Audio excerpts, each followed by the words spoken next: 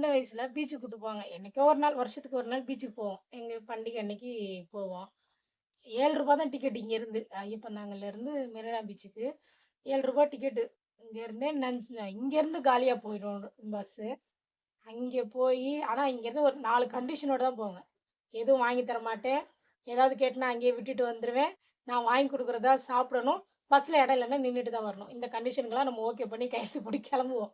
கிளம்பி போயி அப்படியே கடிவாளம் கட்டின குதிரையா அப்படியே போணும். எதையும் இப்படி அப்படியே திரும்பி பார்த்துறக்கூடாது. எனக்கு நல்லா ஞாபகம் இருக்கு. என் தம்பி ஒரு வாட்டி ஒரு கார் கேட்டு அழுதான். அது எங்க அம்மா அடிச்சு இழுத்துட்டு வந்தாங்க. அதெல்லாம் வேண்டாம்னு.